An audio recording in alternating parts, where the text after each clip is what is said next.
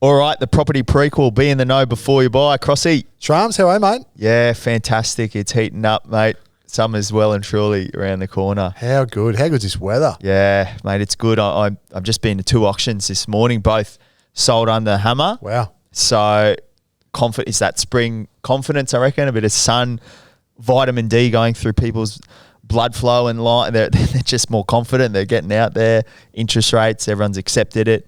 So I wouldn't be surprised if both fronts, more buyers, but also more stock. I'm hearing from a lot of agents that they're doing more appraisals, gearing up to try and get their properties on the market before Christmas break. So if you are a buyer out there, just have a look what the volume's doing in terms of open home numbers and volume stock coming on the market. Are you noticing sort of similar in your realm?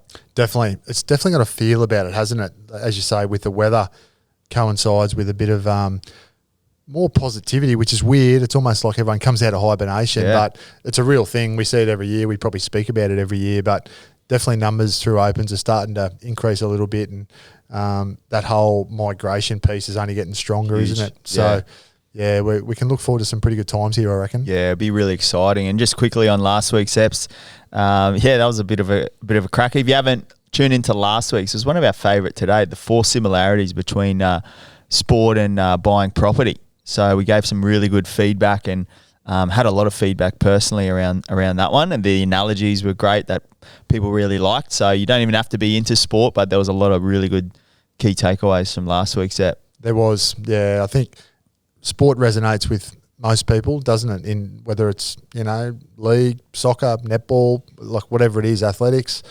The similarities between business, sport and buying property are obvious. Huge. So, if you haven't listened to that one, go back and have a quick listen. And again, thanks for the feedback. Yeah, no, it's been good. We thought today everyone always loves the guest stories and the journeys, mate. This is going to be an absolute cracker. I love the ones where, mate, I haven't dived too deep into this one. Our guest today's come highly recommended. And it's a really, really cool story, and I'm really interested to dive deep. We're chatting with Jeremy Langston. So he's originally, we'll get to know his story in a second, but he's got some really interesting philosophies around property.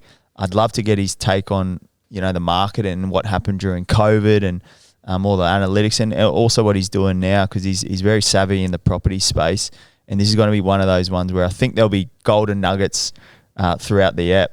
Definitely. Well, I think in our very first episode, way back almost 12 months ago, we had Ryan James on, and one of the real key takeaways out of that Ryan delivered, and you're big on it yourself personally, is taking action.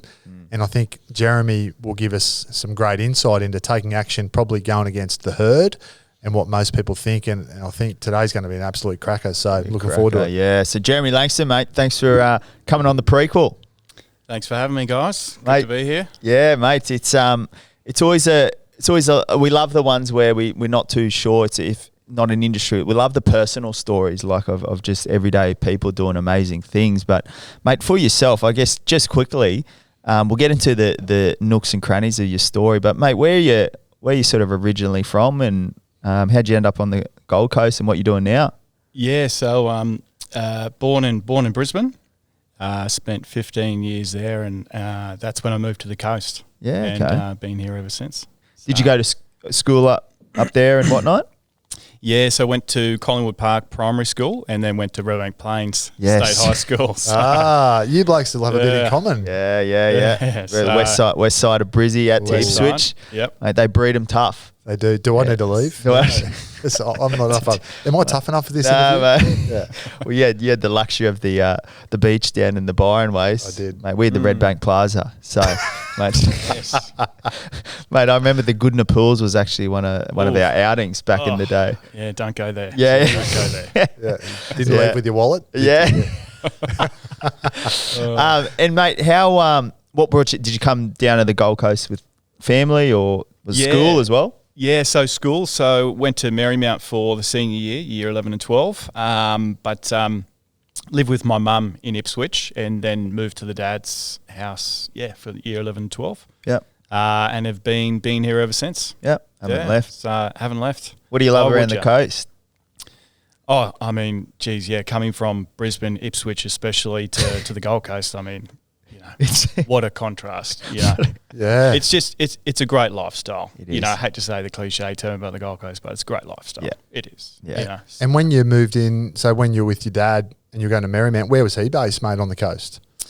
They were in Currumbin Waters. Oh, nice. Oh, one. yeah. Currumbin Waters. Yeah. Out in Ware Drive. Oh, yeah. Oh, yeah. And then we moved to Eleanor, and then Awesome. around So those parts. always been around that sort of southern Gold Coast then. Yeah. Yeah. Yeah.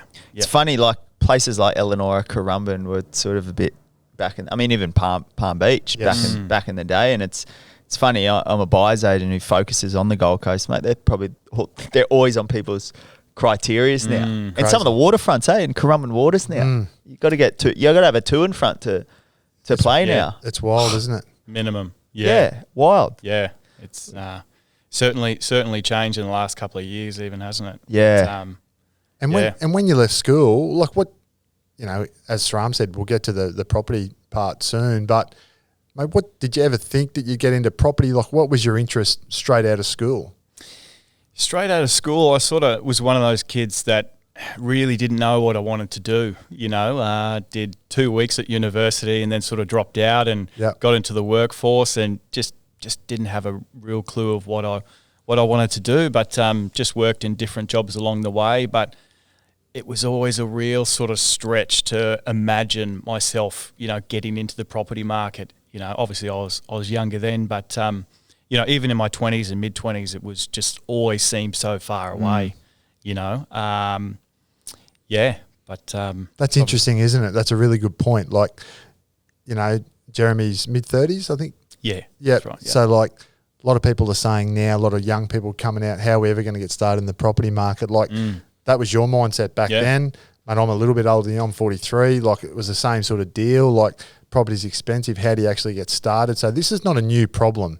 We hear that a lot. It's a lot of a bit of a throwaway, a lot of excuses from young people now that the prices are too dear. I'm going to have to rent forever. Like, if you actually want something, like, go and get it. There is ways to chase it. And point is, this is not a new problem. It's been going around for a while. Yeah, 100%. Definitely. And I just like the key story as well around. I mean, I had an idea. You're from sort of where I'm from, out the Ipswich ways, you know, and then for anyone, you can be a success from wherever you're from and upbringing. So take us through, what'd you do work-wise during your sort of 20s, and was there a career where you're like, all right, I think I might end up here? Because, I mean, we've all been there. You don't, when you're 20, you think you should have life figured out, but it's not really that way, is it? Yeah, that's right. Yeah, there definitely was that expectation, and you know, a lot of my friends did sort of have their lives figured out in that sense. But yeah, I just, you know, worked in different jobs and just trying different things to see if, you know, that was something that I was going to, you know, enjoy doing, at least have some sort of satisfaction out of. But no uni, just quick. No uni. No, Yep. started uni, but yeah, never went back to university. Yep. And no real other formal tertiary Education. qualifications. Unreal. So just year 12 really. Love it. So but yeah, started working in an employment agency and sort of worked in different employment agencies for a couple of years, but and then that's when I started my own business after that. So Yeah, okay. Yeah. And what age were you when you thought about entrepreneurship?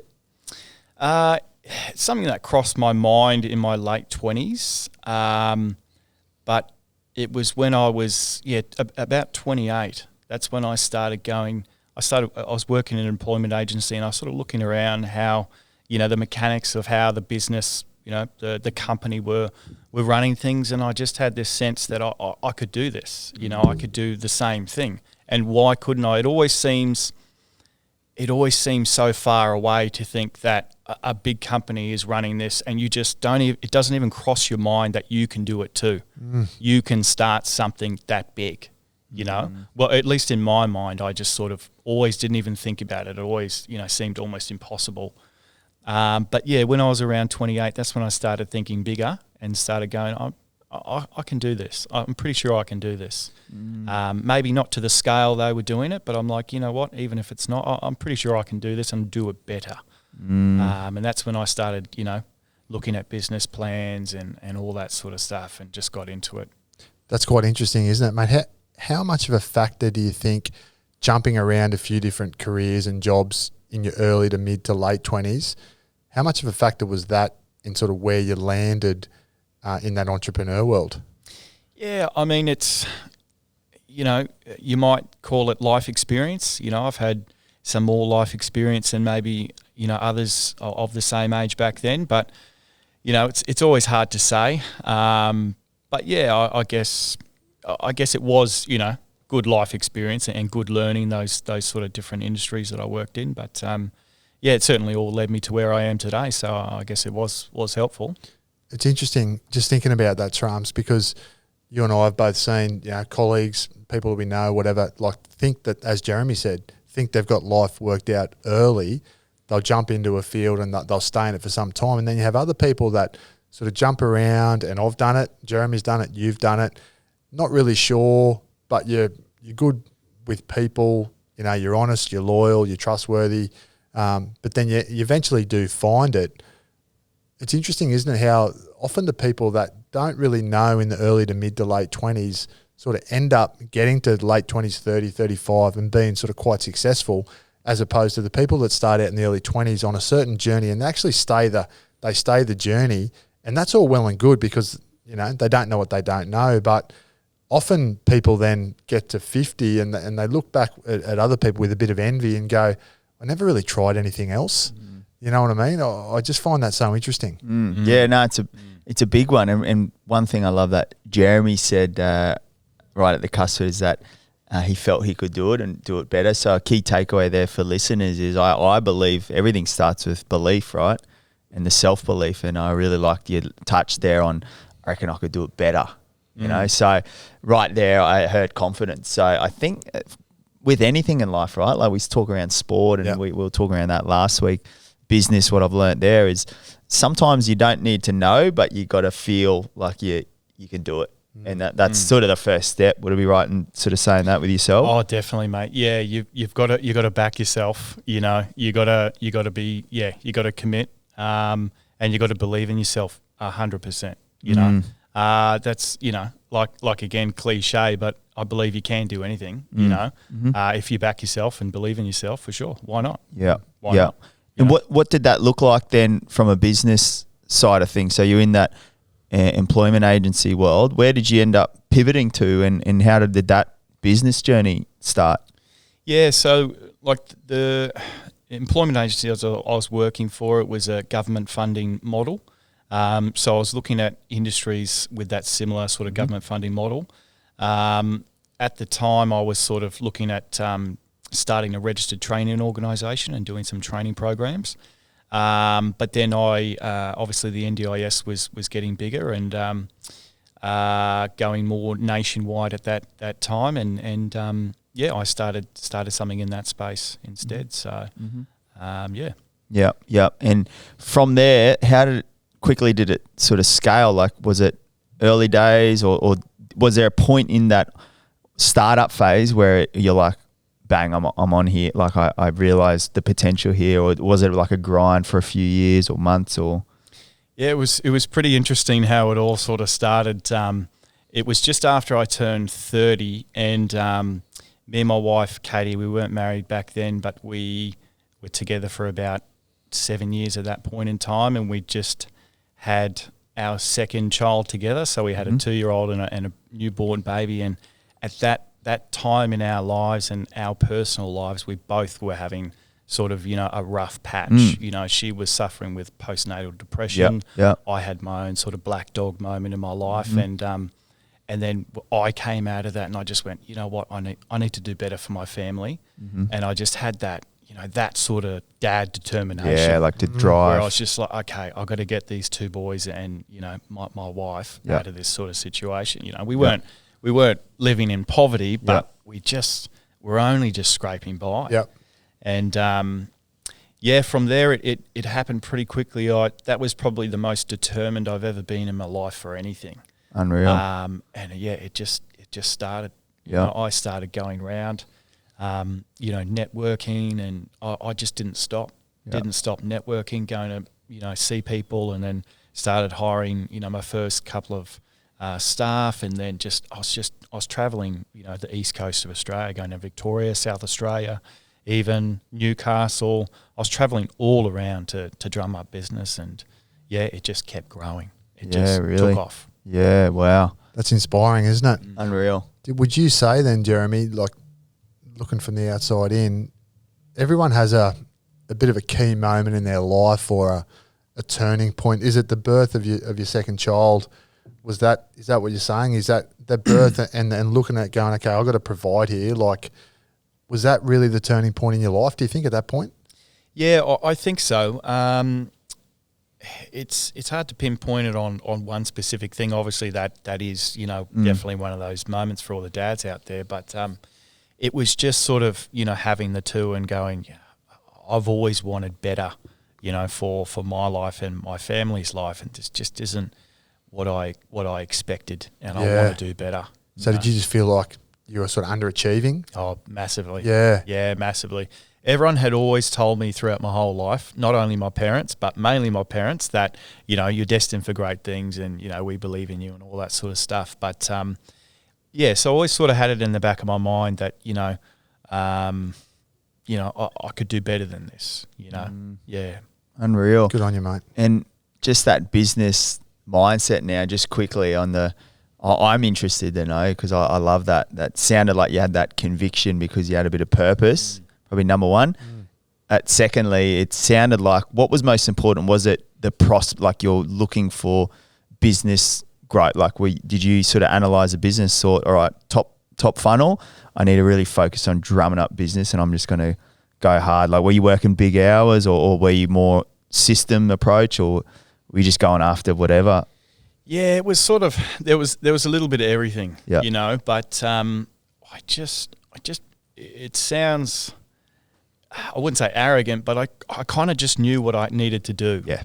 I knew what I needed to do, and I knew where I needed to go next. It wasn't, there wasn't a full system in place that I was following diligently, but I just knew what I had to do next. But started the networking, getting leads, and then just following those leads, and then just, rolling on from there. But in terms of the hours, like I was home on the weekends for the kids and the family. It was mainly just during the week. It wasn't massive hours. Working smarter. Just working smarter. Yeah, for sure. But just going for it. Yeah. So you get the business away, you're humming, you've come past that really tough period in your life, you're actually enjoying what you do, you got that real spring in your step. Talk to us about then the property journey. I'm assuming at that point you're probably living in a place that you own or paying off. How did you then actually get really motivated and fixated on doing super good in property? Yeah, so it all just kind of, one thing after the next once again. At that time, when I started my business, we were renting a townhouse in Coomera at the back of Dreamworld. Wow. Yeah. Like I was back in Ipswich again. Yep. But then we moved to Varsity Lakes in another rental, and it was only less than a year that I'd been in business that we went and looked at a house. We had enough money for a deposit, and Katie's parents were living out in a place in Gilston, and there was this place on the same street. We went and looked at it, and I wanted to move closer to the beach. So I wanted to move into this place in Tugun, but we ended up buying that place in Gilston, and the wife won. The wife won, yes. The one and only time, of course. Yeah. But well done, Katie. Yeah, that's right. But so that was our first property out in Gilston. Yeah, so it's end of 2018 started. Yeah, wow. So not even that long ago. No. Wow. No. And then what did the journey do to you in terms of the property space? Like, were you educating yourself on property, or like around flipping or buying and holding, or like how did you go down that path with property in what you're doing now? Like, where did the interest spark from?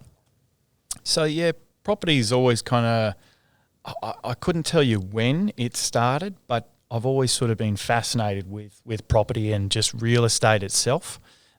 Nice houses in general, just different areas. I just, would find myself going onto realestate.com all the time, looking at houses and looking at all these different suburbs. And I guess I had a side obsession with realestate.com and just housing, real estate itself. I'm sure there's people who probably can relate to that. There's two of them sitting here. Yeah. So, there's quite a few out there, I'm sure. But it just and because I had the ability to be mobile, I was my own boss. Some days I had my own office, but some days I would just drive around the suburbs and just looking at what was going on in different areas, and I guess along the way I just gained the knowledge, and had all the sort of numbers in my head, and looking at different statistics of different suburbs and the growth, and so along the way I was subtly being equipped with information in my head.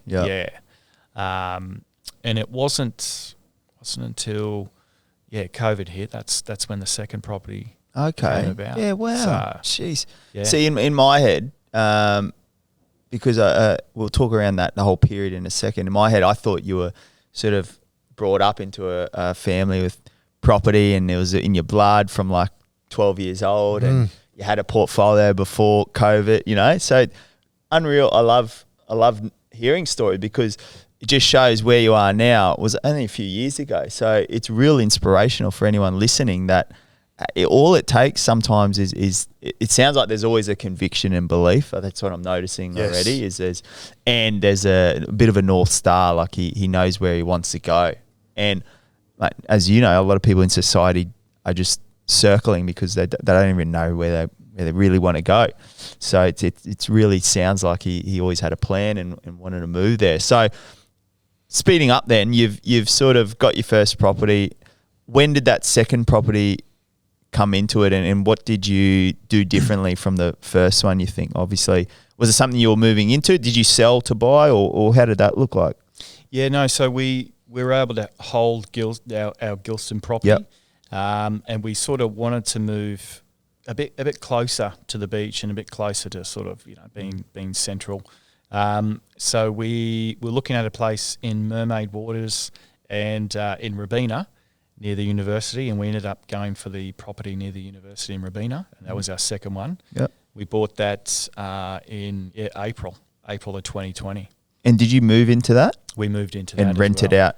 And rented out Gilston, yeah. Yep. I'm interested in that, and a lot of the listeners might wonder why. Why did you not sell Gilston? What's your mindset with? I know the answer, but why would you not sell Gilston if you're going to buy something else to move into it? So, I guess as you were alluding to, needless to say that it's wiser to hold on a property if you can. And we were in the financial position where we were able to. We had enough, saved up for our deposit for our second house, and we didn't need to sell. So, hold is always what I'd advise. We held that and bought the second property. And when you're looking at those numbers, because I did read an article on you, mate, like you said you enjoy the numbers, and from everything you've just said then around your research and looking at statistics, like you're basically treating the property game like a business, which is so smart. It's something I say to clients all the time. Look at it like a business. So when you're looking at your next move, were you then looking at Gilston and going, okay, I'm going to convert this to an investment property?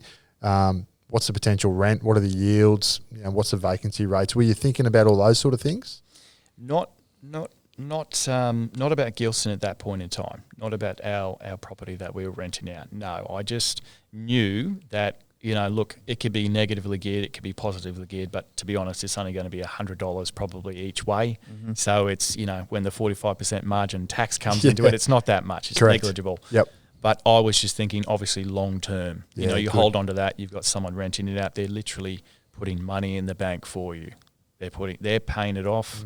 That's money in the bank long term. Like what Matt's saying, that North Star, thinking about the future, like it's the end game. Yeah, definitely. Well, it's something people I always talk to around even the mentality. Obviously, we're big on it, and I've never sold any of my portfolio either. But people forget you don't have to sell to go into the next one, and there's different finance structures. Obviously, chat to a broker or account, all that sort of stuff. But there's ways you can obviously hold property and get into the next one, and there's structures with loans and changing loans. And you'd be surprised if you're buying well on the way in. Most of the time, it can nearly neutrally or somewhat cover, and that probably a good thing if you're buying in a good location. That rent tends to pick up as well due to tighter vacancy rates. So, as you know, like it takes time. It's pretty much money for jam, isn't it? Like the asset, the commodity is the rental, the shelter provided to the community. Yeah. So unless that goes out of fashion, it should achieve some sort of cash flow, right? Definitely. I wanted to ask you, Jeremy, because that's 100% correct. Obviously, it's a team effort. You're married. I know the same deal. How was Katie through all this? Was she on the same page? You know, is she someone that's a bit scared of debt, or did you have to reassure around exactly what you said before? Once you take out the tax, implications, might be $100 a week. Don't worry about it. We can fund it. How do those conversations look at home? Yeah, so we always have sort of good discussions around these big decisions that we make. We make them together, and yeah, I'm generally the one who sits down and looks at all the numbers and all the different scenarios, and then I'll basically take that to her and say, hey, look, darling, this is sort of, what could happen if this is what we're looking at. And then we have that discussion together. And yeah, she was happy to move into our second property in Robina. But yeah, that's how we have our discussions usually. But when it came to our fourth and fifth property, she wasn't so happy to move again and again. But yeah, I guess we'll touch on that a little bit later. Yeah. No, I'm interested to know because obviously, so COVID's happened. You got in that second one. You're renting out one at the moment. COVID happened. World stops. A lot of chat. Me and you obviously listen to a lot of other podcasts and talks of 40% decreases and stuff like that. Anyone who doesn't know your story, obviously you geared up and bought up. Some of the articles sort of saying like 18 mil of property during COVID when a lot of people sold off or got out. I'd love to touch on that. What was the mentality after that second one? COVID happens. What was the journey from there? So we moved into that house in Robina, our second property, and then we were living there for about 2 months. And at that time, the business was growing still, and progressively the cash flow was getting better, and I found myself in a position where we could buy our third home after just a couple of months of moving into that one. And then I sort of just, always loved Palm Beach, Burleigh, those sort of areas. Obviously went to school there, but I've just always loved that, southern coast, those beach spots. And, just driving around Burleigh and Koala Park and those sorts of areas. And then, on the real estate again every day and, looking at homes and, once again went to Katie and said, hey, look at this house. And, had that conversation and, we found ourselves, going to the inspection and looking to move again only after being there for 2 months. Yeah, wow. So we were there for 3 months. 3 months. At Robina? At Robina. 3 months. So we moved the kids. We had a girl, our third child together. Yep. While we were at Gilston. So at this point in time, we had 3 little kids. Family of 5. Yeah. Yeah. So 3 months of living in Robina, and that's when we bought our third property in Burleigh. So, are we in COVID yet? We're in the. So would this be 2020? 2020, yeah. 2020. Yeah. So this is, as Matt's alluded to, mate, I'll take my hat off to you because you're a very small minority of people that were out there having a red hot crack at that time because of exactly what Srams just said around big chats around 30 to 40% cuts in property prices. Who knew what the world was going to do? Where does that, I suppose, fortitude come from, internally from yourself to be able to make those really big decisions there? Because on one hand, you've got a business that's getting increasingly successful, but who knows what's around the corner, right? Like with anything. So that's a big punt from yourself. It's an educated punt. But where does that internal confidence sort of come from? And again, how was Katie through that one? Yeah, it's you hit the nail on the head there. It took a lot to do that, especially during that time. but I would consider myself a fiscal conservative when it comes to money. I know that might sound a bit funny coming from me, but every decision I take in property and have taken in property, I always look at I never rush into anything. I always think it over and over and over again and go over, whiteboard every scenario. But still, as you said, anything can happen. I could lose my business tomorrow. I could be sued. I could be in so much debt that we're go into bankruptcy. And I've always got that hanging over my head. Always. Still to this day. It's always there. The pressure's always there. But I just looked at what was happening around me, and by that time when we're purchasing our third property, it's later in 2020, it's September 2020, and I'm going, I just don't see, what I see is the market's picking up. It's picking up in all these areas around the southern Gold Coast in Australia, but particularly in the southern Gold Coast, there's nothing happening here. But I just see more people coming to opens, and I could just see what was happening, and I just went, I think we'll be fine. But at the end of the day, whatever's going to happen is going to happen. Keeping the worst case scenario in mind, of course, in our decision making, but just went for it. Just went for it, because I knew that even if we were going to have 30%, declines in property and equity, I just knew over time we would be okay. We'd be okay. So I just went for it. Interesting. I love that. It's I'm hearing what a lot of successful people say there, calculated risk. Yeah.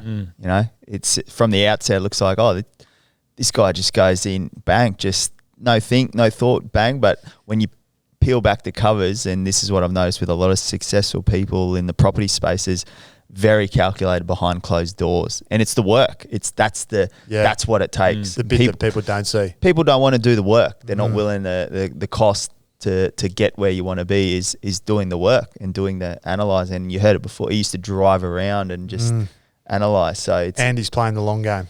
Playing the long game, yeah. So tell us around in that time. Obviously, it was one of Australia's most viewed homes, the Palms in Burleigh. I actually got to the inspection and the auction with that. It was the biggest auction still I've ever been to. You're the successful bidder on the day. Was that the one after Robina or after Burleigh again, or the third?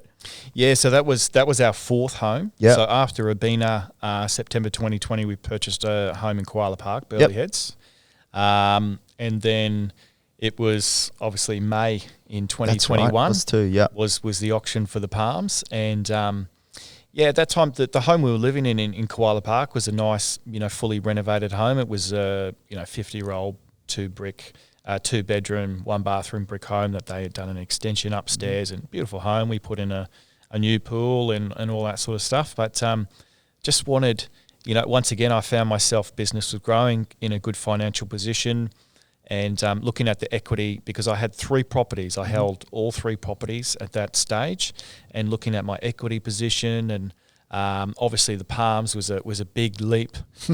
I knew it was going to sort of be around that 4 million mark. So just sort of thinking about it. But I wanted more so than Katie. She did as well, but it was mainly the driver was me on this one. Wanted to live in a really, really nice home. A beautiful home. Really nice home. Yep. One of the best I've been through still to this day. Yeah, it was beautiful. Absolutely. That's when we went to the auction. And how are you feeling at the auction? Yeah, good question. I mean, I do it for a living, and I still get little nerves when I'm representing a client on a big property. Yeah. I think there was only 2 active bidders from memory, but how are you feeling at the auction? Yeah, the heart was pumping. All right, it was out of my chest. Yeah, wow. Crazy. Yeah, I was trying to keep the nerves down, but trying to stay calm on the exterior. That's right. Yeah. Everyone said, "Oh, geez, you looked pretty steel faced." I'm like, no, did I? Yeah, geez, didn't feel it on the inside, but no, it was. It was a big day. I think there was 3 bidders that were out pretty much right at the start, at the 3 mark, and then there was just myself and another guy, Theo. Went from there. And did you have a number that you didn't want to go over? Yep. Once again, before we went to the auction, as you said, this is the stuff people don't see, is that I was, for the 2 weeks leading up to the auction, every day every day looking at the numbers, looking at the scenarios again, looking at my, equity position, looking at everything, whiteboarding every scenario again, and where was the cutoff, and where I think, okay, if that's too overvalued, it's probably not the best decision to make. And 4 million was our sort of cutoff. But a couple of days before the auction, I was driving around the streets of, sort of that part of Burleigh, around Commune and Burleigh Head State Primary School and Burleigh Waters. I was driving around that area, and I saw 27 homes that were either being built, had just been built, or were undergoing, extensive renovations. And I just looked at the area, and I know the area well. I've lived here for some time, but I went, there's a lot of money being poured into this area. A lot of money. Like, this is definitely a good investment. Like, next year, 5 years, 20 years, this is a good investment. It's gonna hold up. This is solid. Like, look at it. And I had that going into the auction and going, but still 4 was our cutoff, but I knew it was a good investment. I love that. That's one we've spoken about is like getting familiar with your pockets within pockets, right? And because as you know, gentrification, what he's saying there is old coming in with the new. You don't really want to be in it when it's all done and new. You'd love to, like any good investor, they get in when it's bubbling. So what I've noticed there, Jeremy's noticed and you could see it happening all over the coast, the construction sign out the front, and other builders getting something done, the asbestos clean and the bulldozer out there. It's like, there's going to be some money coming in here soon because the supply of land is going down. So people are knocking and building a really good asset. So if you're buying in a good location where you're noticing those things, that's a really good tip there from Jeremy, isn't it? Oh, it's exactly. And you often get a big portion of your growth during that construction phase. There's always some uptick in growth when things are announced, like a new project or a big infrastructure high ticket item, and then you also get some growth at the end when everything's sort of finished and people go, geez, I'd like to live there. But generally speaking, exactly what Jeremy's done, he's getting in at a time when it's either just starting to bubble or a few things have started and there's some real confidence. And I like what he said, that there was lots of different things going on in that area which gave him confidence, which means if it's going to give Jeremy confidence, chances are it's going to give most people a bit of confidence as well. And as we know, with confidence, more people pile in. Demand exceeds supply. We know the story. 100%. No, it's a really, really good takeaway there. So apply that to if you're a buyer right now or an investor, especially in the areas, pockets you're looking at getting into. Now, one thing, I think it made like headline news all over the world. I've seen it everywhere. It was just like around Leyton Hewitt and Beck Hewitt bought the Palms after only a few months. Like it was everywhere, and everyone was talking around, someone's moved in and moved out, or because of this reason, that reason, whatever. Mate, what was the genuine reason of moving out of the Palms? Because I've heard every story. But yeah, I've heard them too. I think a couple of weeks after we sold it, me and Katie were getting divorced, so I had to sell. And yeah, one thing I did, I saw an article on Daily Mail UK, and then there was some like comments. It was everywhere, and they're like, "Oh, he's trying to make his money back because of the divorce." And I'm like, "Oh wow, okay, yeah, right, interesting." But so we had just moved from our house in Koala Park in Burleigh Heads to the Palms, the other side of Burleigh. Beautiful house, absolutely loved it. But the day we moved in, it was just we had sold our first home. We sold that house in Koala Park. That was our first sale. First time we sold a home. Yep. So we had just gone through the process of, getting an agent and having opens and all that sort, getting it cleaned with 3 young kids every time. And so we sold and settled that house the day we settled and moved into the Palms. Simultaneous settlement. On the same day. Yep. 2 settlements. Yep. And moved out of that house and moved into this house all on the same day, and settlements lining up. It was a big day. And me and Katie were just wiped after that day. But we just we carried that into us moving into that home. We sort of just... it got off on sort of shaky ground almost, and we just felt a bit homesick for that part of Koala Park because we just spent 9 months there. Yep. I know it wasn't a long time again, but we'd lived in that home for 9 months, and just the memories of our kids just walking down those streets in Koala Park and going down to the creek and how safe it was for the kids, young kids, and just all those sort of memories. You know, when we moved into the Palms, it was just a different area, and taking the kids down to the park there, it was great, but it was just different, and we just felt homesick. And I just started going, okay, I started looking at homes back in Koala Park again. Sounds absolutely insane because the house was just beautiful home, everything we could have dreamed of. Started looking at homes in Koala Park again, and that's when I started sort of thinking in my mind of building a home like that in Koala Park, and that would be perfect. Be the dream. It sounds like insanity because I just moved from this house to that house to this house, and maybe I am a bit insane, but that was the thinking, that was the mindset that, okay, this is the perfect home. It's in a great spot, but I think for our family and myself, I think Koala Park is the perfect spot.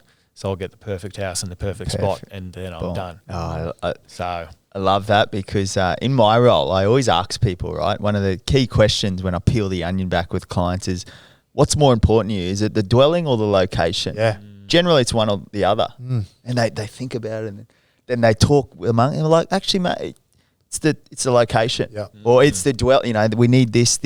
We're flexible on location, but it sounds like you worked out yourself. You know what? For a family in my lifestyle, the location is most important. And I reckon 70-30, 70% people are more on the location. And you hear it always in property investing. Yeah. Location does most of the heavy lifting. It does. You know, so, and big thing there, same postcode, different pocket. Yeah. Different value of land. So key takeaway for buyers is just because it's a postcode doesn't mean it's the same value. 100%. Or streets aspect, pockets within pockets, right? So how did that transition happen when you're like, all right, I've realised right home, wrong location. Yeah. I want to get the right home in the right location. Was it a case of, all right, let's chuck it back on the market straight away and like, and you accept it, you're like, yep, we're doing it. Yeah, not so much. Once again, sort of flip-flopping with different ideas and, okay, should we do this? Should we do that? And just once again, taking our time to make that decision. Never a rush with any big decision we make. Katie wanted to Airbnb it, and then I sort of got on that train for a while, and I was talking to different people and looking at different Airbnbs, and I was like, surely we're not going to get, big money for this. But, in hindsight, of course, we would have for that house. But I was talking to some agent, and I'd heard that Leyton and Beck were renting a home on the same street on 33 Deodar Drive. Wow, okay. And I was living in the Palms, 13 Deodar Drive, and I'm like, this would be a home that they would want to buy. If they're renting on the same street, I know they've got money to buy. Yeah. And if I put it on the market, like if we just go and sell it and not Airbnb it, I reckon they'll want to buy it. And funny enough, when we made that decision to put it on the market, Beck had messaged my agent like the first night that it went online. And then he told me the next day, and I just, sort of chatted to Katie, and I'm like, it's going to happen. It's going to happen. Wow. And, they ended up being the highest sort of bidders, but came in with the highest price, I should say. And then, it all just happened like that. So it's funny, like all the stories that get around. So it wasn't a case of you said to the agent, tell Leyton, if he can come down and beat me in a game of tennis, it's his. Is that not true? No. We whiteboarded that one, but then I thought about it. I'm like, I haven't played tennis for a few years. Yeah. Your serve volley's still good though? It's not too bad. It's not too bad. Bit rusty. Interesting. It was a really cool story and pretty tidy profit as well. Like obviously you couldn't have picked it like such a good little pickup. Hey, that period there, that would have been what, mid to late 21. Is that right? Yeah. Probably the boom. Like I felt that as a business. Like every agent, every buyer's agent, everyone was doing well. It was like It was prime like, time. like property owners, depending, again, what the property type is, where it is, but it felt like you were making 10, 20, 30 grand a week there at one point, and Jeremy was probably doing better than that. But because you are so diligent, mate, and you're a numbers man, again, when you whiteboarded it and looked at your scenarios, because Strams is right, like that's a tidy profit, but then you think, okay, well, I've paid stamp duty on the way in, I've got some agents' costs on the way out, I've got to go and buy this place back at Koala Park, there's some stamp duty there, like you obviously would have had a number in mind that you would have sort of needed to sort of wash its own face with your in and out transactions, I assume. As much as it's a good profit in a short time, did you still feel like you did pretty well out of it? Yeah, we did. Bought it for 3.75 and then sold it for 4.3. As you mentioned, stamps was like 200K on that home and agents comms. So yeah, it was a nice little profit off that. But that really wasn't the big reason why is we wanted we needed money or we wanted a profit, but that was obviously a bonus.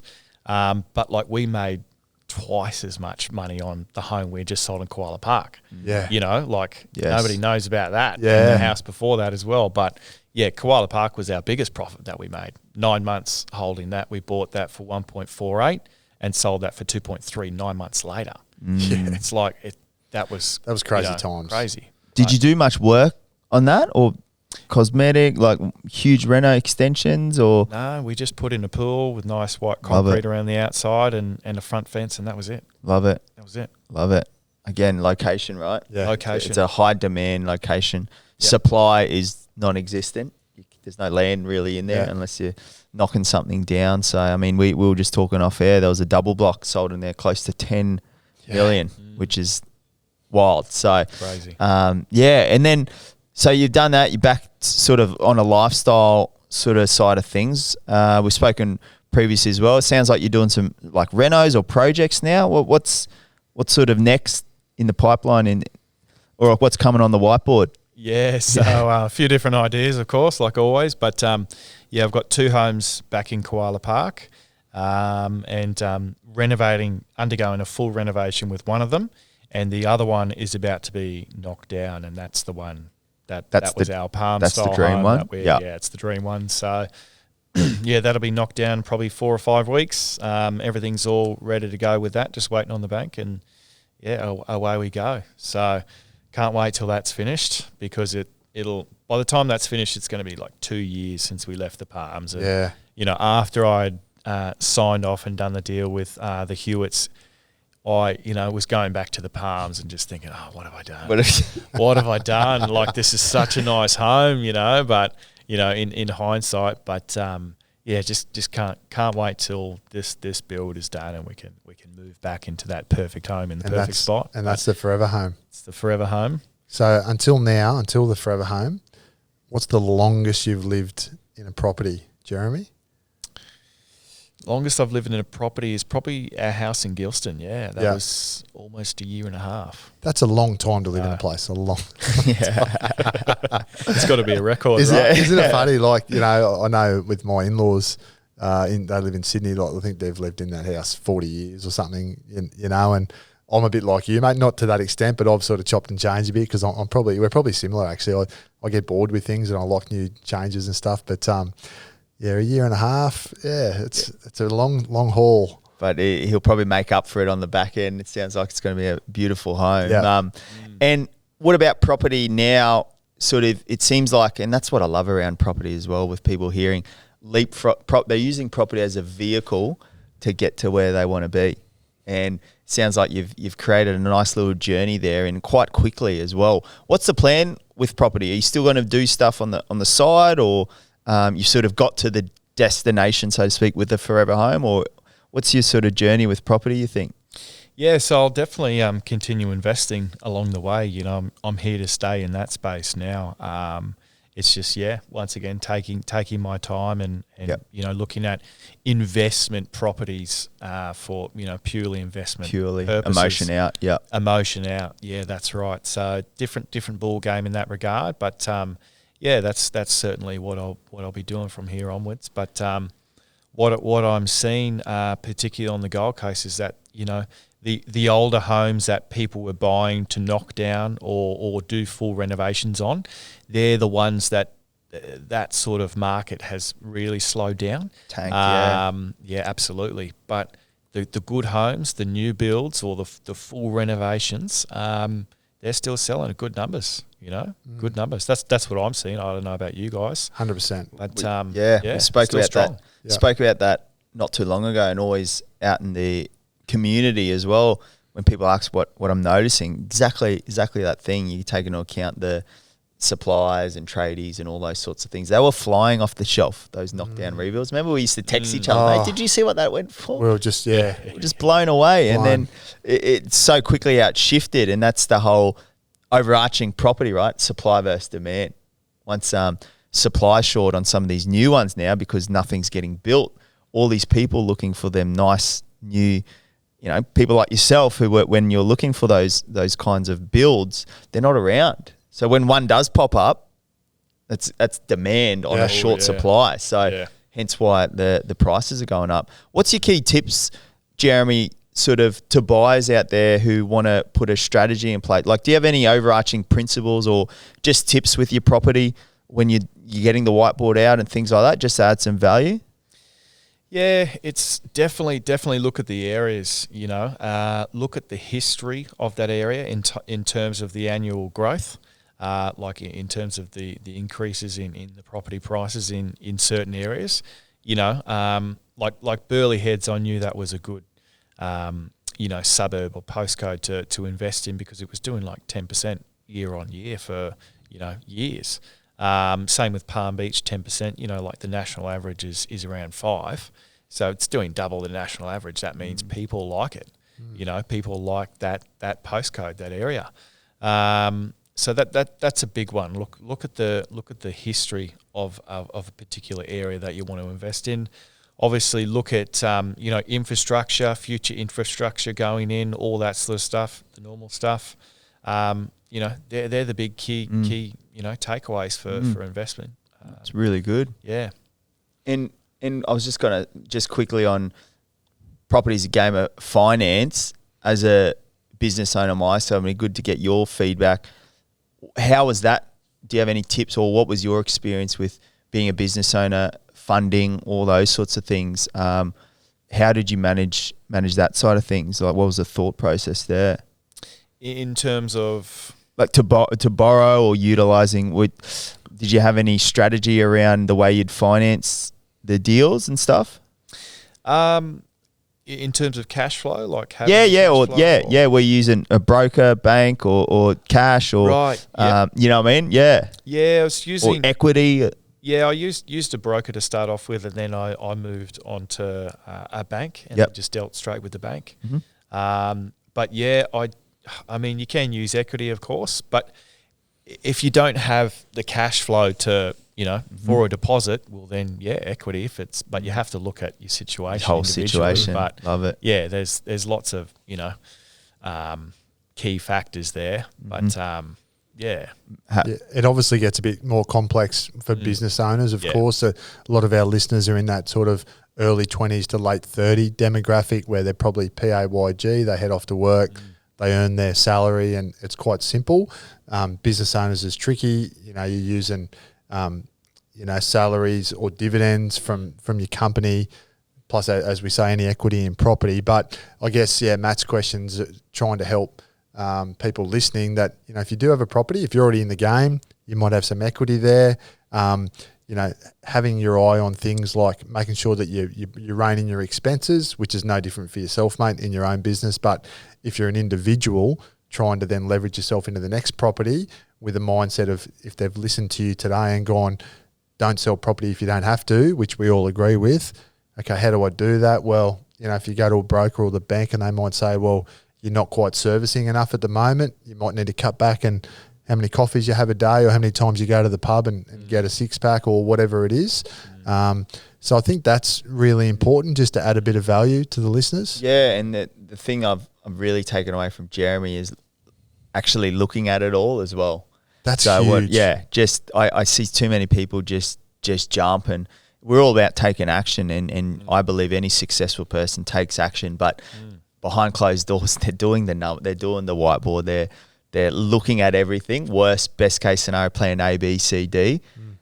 If it all makes sense, then you got to take the leap and you got to back yourself. But I think too many people think that people just go in blind. Right now, I'm hearing nothing has been blind with Jeremy, so which I didn't know before coming in. So it's a really good takeaway there is to actually, it's calculated risk, isn't it? Definitely.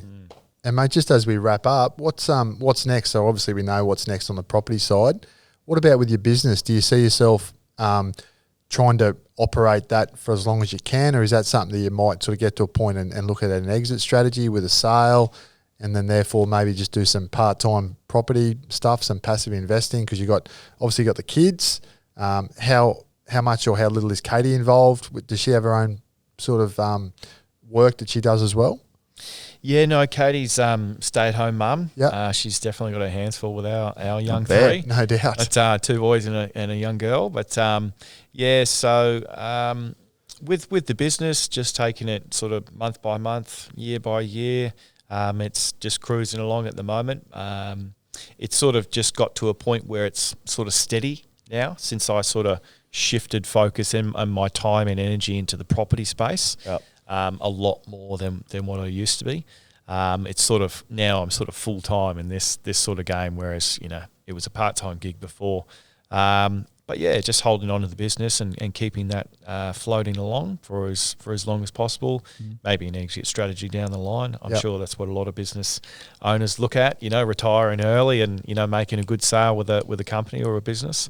But yeah, for now, just holding steady, mate, and seeing how we go. And if you're enjoying it, just keep doing it, I suppose. Yeah, for sure. And Jeremy, just lastly, I love asking. We've had a few business owners on here. What's your takeaway around, I guess, business in general? Have you on the journey with your success in business? What's been some learnings or key takeaways with business, you think? You've certainly got to have that drive and that determination and like I said before, backing yourself. You really can do anything. I'm a big believer in that. That's what I tell my kids all the time. You can do anything. You've just got to believe in yourself, and you touched on that conviction stuff before. You've got to have that, that convicted determination. That's a big one. And if you have that mindset and that confidence, you can do anything.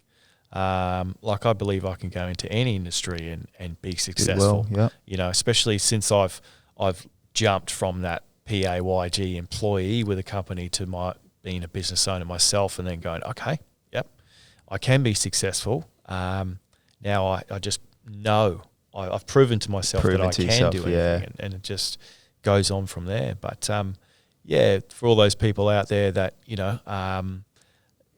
have thought about starting their own business or something like that, just back yourself and just do it. But take those calculated risks, and do the modelling, do the whiteboarding. Yeah, work hard when no one's watching. Yeah, for sure. Absolutely. Love it, mate. I'm what's the time now? I'm stopping in an office where I'm getting 3 more whiteboards. I'll race you there. I'm inspired too. I've got one on my wall, but I reckon I need 3 more. I know. I'm inspired. He's good. Yeah, mate. This will be good. We hit him with a fast 5, Jeremy, just to end. Lastly, just want to acknowledge you for coming on, you and Katie and the kids. I'm sure great story, great learning. I love the fact of you don't hear what happens behind closed doors, but also where you come from. Like, that's unreal. I love that. So this episode's going to be one of our most inspirational. So hopefully everyone gets behind it. But yeah, just want to acknowledge you for coming on, mate. Really appreciate it. Yeah, thanks, Matt. No worries, mate. We'll hit them with the fast 5. This will be interesting. So I reckon we know one answer already. Yeah. So first thing that comes to mind. So it's any location, any dwelling type in the world. This is worldwide. We always get some cool answers, and we're always interested. So first one is the holiday. Where's the holiday home anywhere in the world? Why does Whit Sundays come to mind? I don't even like the Whit Sundays. I mean, it's not bad, but anywhere in the world.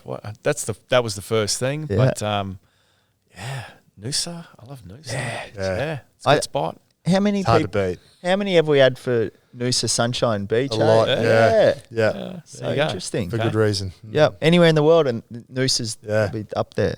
Yep. Just like a cliff face or like a beachfront little villa or something. Yeah, something like that. Yeah. Yeah. Nice. A good spot. Yeah. Just relaxing. Yeah. You know, I could picture nice. Jeremy sitting at Aromas in Hastings Street, just Yeah. with a notepad and pen, Yeah. just doing the numbers. You walk past. Hello, mate. Yeah. What are you up to? Oh, just doing a FISO on property number 84. Yeah. All right. The next one, this will be a good one.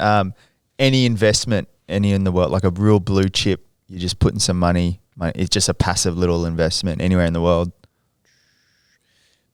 Passive investment Yep. in property or Yeah, shares or mate. Let's open it up. Commercial shares. Where you thinking passive investment? I would say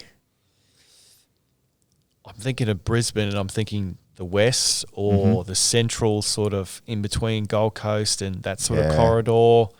But, mate, you can't beat the Gold Coast, especially the southern end of the Gold Coast and the Burleys and the Palm Beach. There's still more to come there. Yeah. For sure. Is There's that still you more to come? say more to come because of like still some old, or like what do you mean by that?